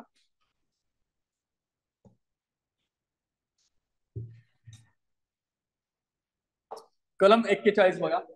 कलम 41 मध्ये जमिनीचा वापर जो आपण करणार आहे त्याच्यातल्या सगळ्या तरतुदी आता आपल्याला या टॉपिक मध्ये दिसतील. वापर बदल असो किंवा काही इतर गोष्टी असतील तर त्याच्याबद्दलच्या प्रोव्हिजन इथं आपल्याला दिसतील. ओके, यातलं 41 काय सांगतं कलम? जमीन धारण करणाऱ्या व्यक्तीस किंवा त्याच्या नोकर, कुळे, अभिकर्ते, कायदेशीर प्रतिनिधीस पुढील कारणासाठी जमिनीचा उपयोग करता येतो. कशासाठी? इमारत बांधणे, विहीर किंवा तळी बांधणे किंवा मशागत करणे. तुम्ही जमीन कुठल्याही सुद्धा कारणासाठी होल्ड करू शकता. फक्त ज्या कारणासाठी तुम्हाला परवानगी आहे त्याच गोष्टी तुम्ही केल्या पाहिजेत. आपला हा पहिला मुद्दा झाला 41 मधला. पुढचा मुद्दा, खालील क्षेत्रातील शेत जमिनीवरती सुधारणा, म्हणजे वरील ज्या सुधारणा आहेत, इमारत बांधणं, मशागत करणं किंवा विहीर बांधणं वगैरे, जिल्हा अधिकाऱ्यांची तुम्हाला परवानगी लागते. या खालच्या कंडिशन मध्ये कुठल्या कंडिशन आहेत बघा.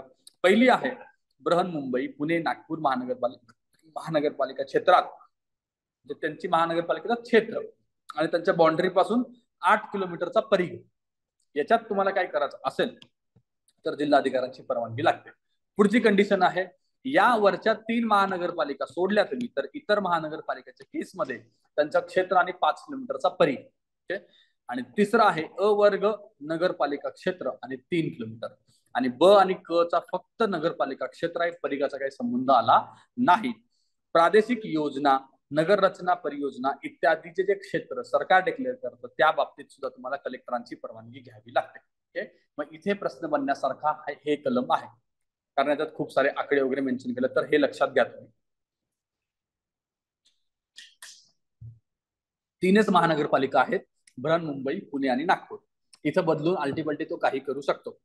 आणि त्या केसमध्ये 8 किलोमीटर, इतर महानगरपालिका 5 किलोमीटर, अ वर्ग नगरपालिका 3 किलोमीटर. ब आणि क ला असली काही कंडिशन परिघाची नाही, त्यांच्या क्षेत्रामध्येच जे आहे ते. ओके, त्याच्यानंतर पुढील मर्यादेच्या आत असणाऱ्या इमारत बांधकामाला जिल्हाधिकारी परवानगी देतात. जिल्हाधिकारी कधीपर्यंत परवानगी देऊ शकतात? एक आहे 0.4 ते 0.6 हेक्टरचा एरिया आहे, तिथे तुम्हाला बांधकाम करायचं असेल तर ते परवानगी देतील. आणि ते बांधकाम सुद्धा 150 मीटर स्क्वेअरचं बांधकाम असलं पाहिजे, त्याच्यावरती नसायला हवं. ओके, दुसरं आहे 0.6 हेक्टर पेक्षा अधिकची जमीन आहे आणि तिथलं बांधकाम जमिनीच्या 1/14 आहे बरं, 1/4 नाही, 1/14 किंवा 400 मीटर स्क्वेअर असायला हवं. या 2 कंडिशनच्या लिमिट मध्ये कलेक्टर तुम्हाला परवानगी देतील. 0.2 ते 0.4 आणि 0.6च्या वरती, समोर 150 मीटर स्क्वेअर आणि खाली 400 मीटर स्क्वेअर आहे. पुढील बाबतीत जिल्हा अधिकाऱ्यांना बांधकामास परवानगी देण्याचा अधिकार नाही. कुठे नाहीये? 0.4 हेक्टर पेक्षा कमीची शेत जमीन, 0.5 मीटर पेक्षा उंच इमारतीचे बांधकाम होत असेल तर तिथे, कलम 2(9) शेत जमिनीतील इमारतीबाबत एकापेक्षा अधिक इमारती उभायच्या असतील तर.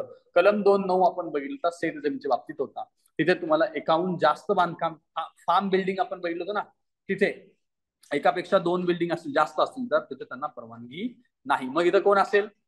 स्पेसिफिक असं एखादं प्राधिकरण असेल किंवा एखादा वेगळा अथॉरिटी असू शकतो. ओके, 41 झालं. आता 42, अकृषक उपयोजनासाठी परमिशन, 2022चा प्रश्न आहे. मेन्स 2022 मध्ये हा येऊन गेलेला प्रश्न आहे.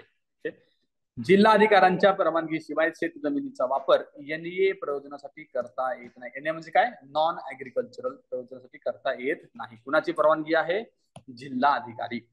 ज्यासाठी एनए परवानगी आहे त्यासाठीच तिचा वापर करावा लागतो. मगाशी आपण डिस्कस केलं, रेसिडेन्शियल असो किंवा उद्योगधंदा असो, ज्यासाठी आहे तेच तुम्ही करायचं. ओके.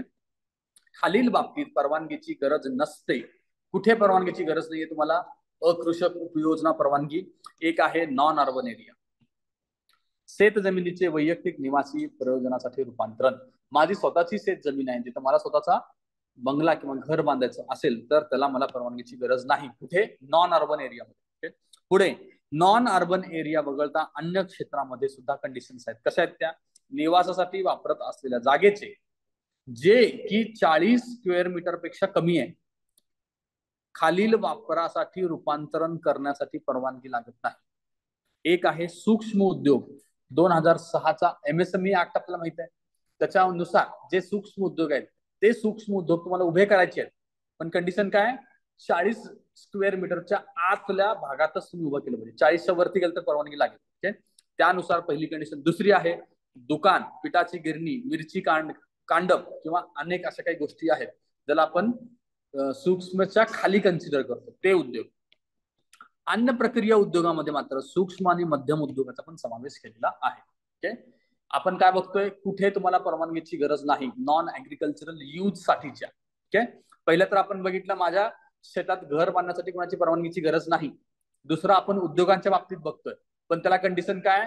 की जमिनीची लिमिट किती आहे? 40 स्क्वेअर मीटर. त्याच्या आतमध्ये सूक्ष्म उद्योग असेल तर परवानगी नाही, लागत नाही. ओके. अन्न प्रक्रिया उद्योग असेल तर मात्र सूक्ष्म आणि मध्यम पण घेतल्या. ओके. आणि अजून एक कंडिशन काय? दुकान, पिठाची गिरणी किंवा मिरची कांडप वगैरे असेल तर. परंतु वरील वापराबाबत खालील क्षेत्रात परवानगी घ्यावी लागते. हे झाले नॉन अर्बन एरियातल्या गोष्टी, आपण ज्या वरच्या बघितल्या त्या. आणि अर्बनच्या बाहेरच्या पण गोष्टी, नॉन अर्बनच्या बाहेरच्या पण काही गोष्टी आहेत, पण त्यातून काही क्षेत्राला आपण वगळले. ते कुठले कुठले आहेत? महानगरपालिका, नगरपालिका क्षेत्र, राष्ट्रीय, राज्य, जिल्हा, गाव रस्त्यांच्या नियंत्रण क्षेत्र रेषेच्या आतील भाग आणि पर्यावरण संवेदनशील क्षेत्र यांना वगळलेलं आहे. आपण बाकीच्या ठिकाणी परमिशनची गरज नाही. पुढे आहे आपला कलम नंबर 42A. विकास योजनेमध्ये समाविष्ट केलेल्या क्षेत्रातील जमिनीच्या वापरात बदल करण्यासाठी परवानगीची आवश्यकता नसते. वर्ग 1 भोगवटादार, वर्ग 1, 2 आपण बघितले, त्यातला हा जो वर्ग 1 वाला जो असतो त्याला कसलीच परवानगी लागत नाही. वर्ग 2 ला मात्र जिल्हाधिकाऱ्याकडून NOC घ्यावी लागतं. म्हणजे काय? ना हरकत प्रमाणपत्र तरी त्याला ऍटलिस्ट घ्यावं लागतं. तिसरा आहे वापरातील बदलाची माहिती 30 दिवसाच्या आत ग्रामअधिकारी आणि तहसीलदाराला लेखी कळावं लागतं. तुम्हाला या चॅप्टर मध्ये वापर बदलाच्या केसमध्ये सगळ्या कलमांमध्ये हे प्रोव्हिजन दिसेल. इथं आपण खाली लिहिलं नसेल तरी लक्षात घ्या की वापर बदल झाला असेल तर हा मुद्दा सगळीकडे कॉमन आहे. 30 दिवसाच्या आत तुम्हाला ग्राम अधिकारी किंवा तहसीलदारला लेखी कळवावं लागतं. आणि जर तुम्ही कसूर केलं असाल तर 25,000 रुपयाचा दंड किंवा अकृषिक आकारणीच्या 40 पट रक्कम जी जास्त आहे ती तुम्हाला पे करावी लागते. आलं लक्षात?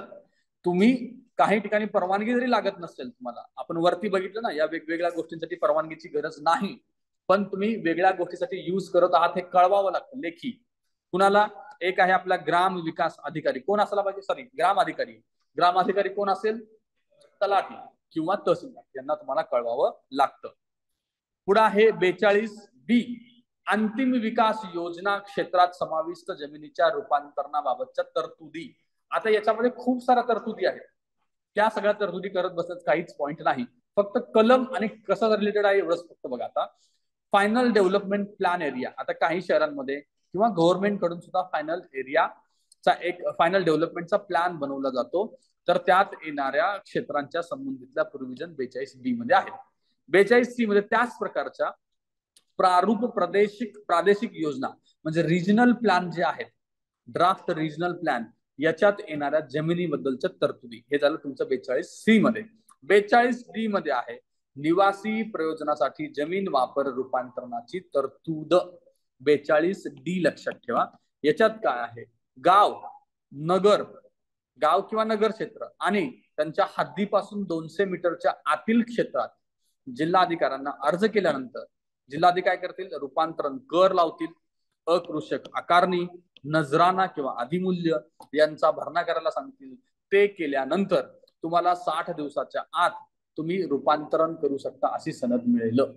म्हणजे हे काय 42D मध्ये, मला जर निवास घर बांधण्यासाठी एखादी जमीन हवी आहे, जी शेती आहे, शेतीच्या रूपांतरण करून मला रेसिडेन्शियल करून घ्यायचं असेल तर ही प्रोसिजर आहे, ते 42D मध्ये येते. अर्ज केल्यानंतर 60 दिवसात तुम्हाला त्याची मान्यता मिळते. आणि त्यात काय काय द्यावं लागतं, रूपांतरण कर, अकृषिक आकारणी आणि नजराना किंवा अधिमूल्य. हे नजराना त्यांचं नसतं, गव्हर्नमेंटचं असतं. जो आपण देतो तो नजराना अजून ऍडिशनल, तो वेगळा घटक आहे. हे सरकारनं लिगली केलेलं नजराना आहे. ओके. पुढे 43 उपयोगांवरती निर्बंध, restriction on the use. Okay. काय बघा, सार्वजनिक प्रयोजनासाठीच्या जमिनीची लागवड, शेतीच्या जमिनीतून मीठ काढणे, सार्वजनिक जमीन आहे त्यावरती तुम्ही लागवड करताय आणि शेती जमीन आहे त्यातून मीठ काढताय, किंवा माती, दगड, कंकर, मुरुम इत्यादी गोष्टी काढताय, तर या संबंधितले सगळे जे नियम आहेत ते नियम बनवण्याचा अधिकार कुणाला आहे? जिल्हा अधिकारी किंवा भूमापन अधिकारीला आहे. ओके. म्हणजे उद्देश एक आहे जमिनीचा, आणि त्यातून तुम्हाला वेगळं काय हवं असेल तर पुन्हा अधिकार तुम्हाला घ्यावे लागतील जिल्हाधिकारी आणि भूमापन अधिकाऱ्यांकडनं. ओके. पुढे आहे आपला 44 जमिनीच्या वापराची एका प्रयोजनातून दुसऱ्या प्रयोजनात रूपांतरण करण्याची कार्यपद्धती काय आहे बघा. ओके. म्हणजे उदाहरण घ्या की NA करून घ्यायचं तुम्हाला जमीन. पहिल्यांदा तुम्ही अर्ज करसाल जिल्हाधिकाऱ्यांकडे. दुसरं काय, 7 दिवसाच्या आत तुम्हाला त्या अर्जाची पोच मिळते. आम्ही अर्ज रिसिव्ह केला आहे. 90 दिवसाच्या आत त्याच्यावरती निर्णय घेतला जातो. ओके. एक तर अर्ज केल्यापासून 90 दिवस किंवा पोच मिळाल्याच्या पावतीपासूनचे पुढचे 90 दिवस. ओके. तात्पुरत्या बदलाबाबत 15 दिवसात पण निर्णय घेतला जातो. वरचा परमनंट बदल आणि खालचा तात्पुरता, 90 आणि 15 दिवस. नमूद कालावधीत निर्णय दिला नाही तर परवानगी आहे असे गृहीत धरले जाते. हा एक मुद्दा महत्वाचा आहे. तर मग ही प्रोसेस तुम्हाला उदाहरण मग NA साठी काय आहे लक्षात घ्या, दिवस पण त्याच्यातले लक्षात घ्या. 44A काय सांगतं बघा, जमिनीच्या खऱ्याखुऱ्या औद्योगिक वापरासाठी परवानगीची गरज नाही. जमिनीचा तुम्हाला खरोखरच औद्योगिक वापर करत असाल तर परवानगीची गरज नाही, असं हे 44A सांगतं. म्हणजे नो परमिशन रिक्वायर्ड फॉर बोना FIDE industrial use of land. अटी काय बघायचे तुला, औद्योगिक किंवा एकात्मिक नगर वसाहत प्रकल्प तुमचा उभा करायचा आहे तुम्हाला. यामध्ये फक्त एक अट आहे, रेल्वे मार्गापासून तुम्ही 30 किलोमीटरच्या बाहेर असलं पाहिजे आणि उच्च दाब तार मार्गापासून 15 किलोमीटरच्या बाहेर असलं पाहिजे. या दोनच कंडिशन आहेत. तुम्ही जर हे दोन प्रोजेक्ट करणार असेल तर, कुठलं, औद्योगिक आणि एकात्मिक नगर. उल्लंघनास दंड, अकृषक आकारणी सोबत 10,000 रुपयेपर्यंतचा दंड आहे. या वरच्या अटी जर तुम्ही मान्य केल्या नाहीत, उल्लंघन केलं, तर तुम्हाला अकृषक आकारणी जी आहे ते तर पे करावंच लागतं. त्याबरोबर 10,000 रुपयाचा दंड द्यावा लागतो, किंवा एक विहित अशी रक्कम ठरवली जाते आणि ती रक्कम अकृषक आकारणीच्या 20 पटापेक्षा कमी नसली पाहिजे. 20 पट पण तुम्हाला दंड लावला जाऊ शकतो. ओके. आता इतक्या सगळ्या प्रोव्हिजन्स खूप किचकट आणि कंटाळवाणे आहेत, पण उद्या तुम्हाला यालाच पकडून काम करायचं आहे. मग लक्ष द्या, ज्याला कायदा जास्त माहिती आहे तो चांगल्या पद्धतीनं काम करू शकतो. ओके. असेच कार्य तुम्हाला ट्रेनिंगला असणार आहेत. ओके. पुढे बघा, उल्लंघन सुरूच ठेवल्यास जिल्हा अधिकारी प्रत्येक दिवसासाठी 100 रुपयापर्यंतचा दंड किंवा विहित रक्कम जी 5,000 पेक्षा जास्त नसेल अशी रक्कम तो दंड म्हणून वसूल करतो. एक तर वरचा दंड आहेच, तुला सांगितलं हे बंद कर इलिगल, तरी पण तू कंटिन्यू केला तर हे खालचं, दिवसाला 100 रुपये दंड किंवा 5,000 रुपये, हे फिक्स एक दंड आहे, हे जिल्हाधिकारी ठरवतील.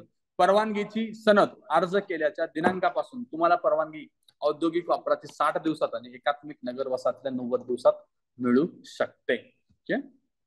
45 पुढचा आहे, परवानगी शिवाय अशा रीतीने जमिनीचा उपयोग करण्याबद्दलची शास्ती जिल्हाधिकारी दंड आकारू शकतात. परवानगी नसताना पण तुम्ही उपयोग घेत असाल एखाद्या जमिनीचा तर तुम्हाला 300 रुपयेपर्यंतचा दंड आहे. ओके. आणि उल्लंघन चालूच ठेवले तर प्रत्येक दिवशी 30 रुपयेपर्यंतचा दंड आहे. ओके. पुढं गैरवापर केल्याबद्दल कुळाची व इतर व्यक्तींची जबाबदारी 46 मध्ये येते आणि 47 मध्ये 41 वरचे जे कलम आपण 41, 42, 44, 45 आणि 46 मध्ये तरतुदी बघितल्या, त्याच्यात काही सूट हवी असेल तर तो अधिकार फक्त राज्य शासनालाच आहे. ओके.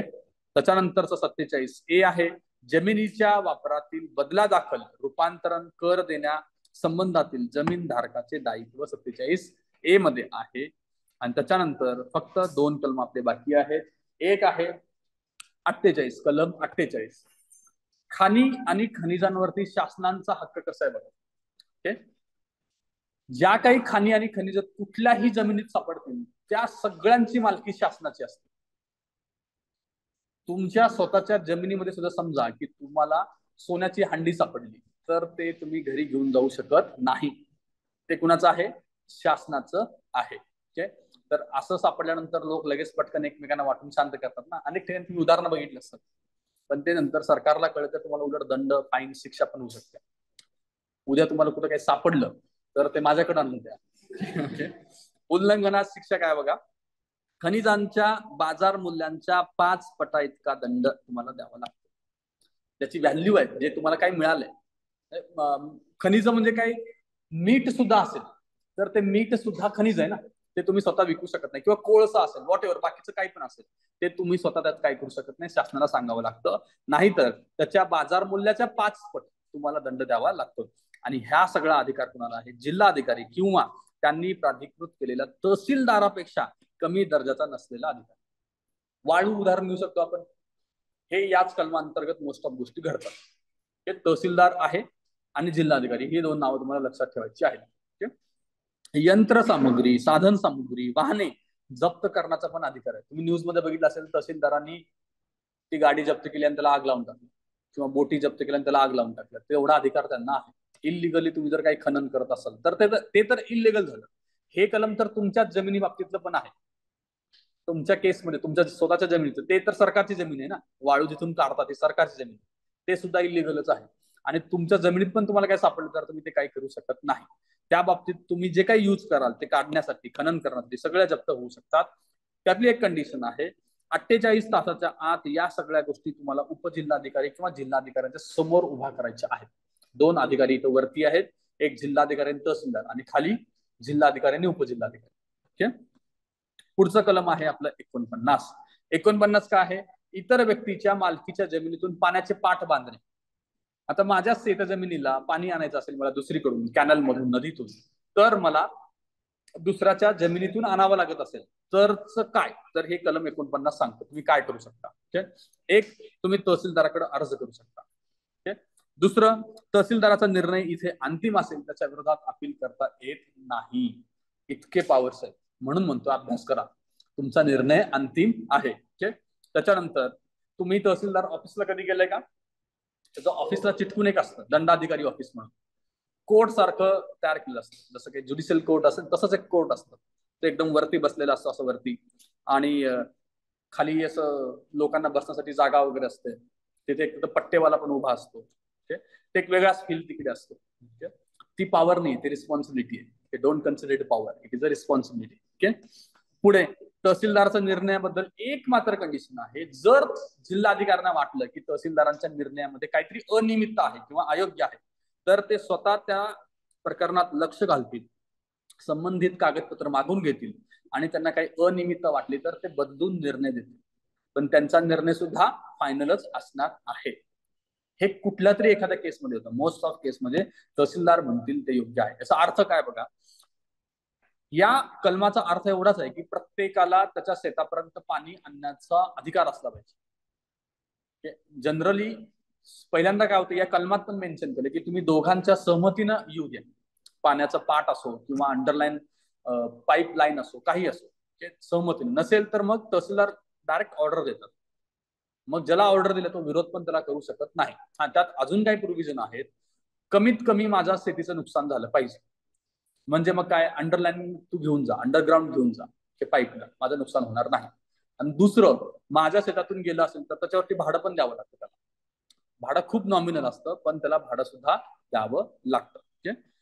पुढे बघा, अशा पाण्याच्या पाठास कुणी नुकसान केलं, तहसीलदारांनी ऑर्डर दिली आणि ते सगळं घडलं, आणि त्याला कोणी नुकसान पोहोचलं, म्हणजे पाईपलाईन फोडली किंवा जो पाट आहे त्याला तोडमोड केली, काहीतरी फोड केली, तर जिल्हाधिकारी किंवा भूमापन अधिकारी, तहसीलदार किंवा नायब तहसीलदार हे लोक त्याची संक्षिप्त चौकशी करतील.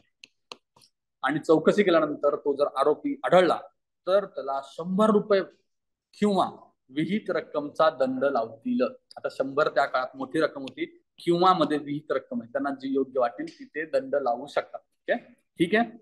आतापर्यंत आपण फक्त प्रकरण 2-3 पर्यंत आपण संपलेलो आहोत. अजून बरीच प्रकरणं आपल्याला पुढे बघायची आहेत.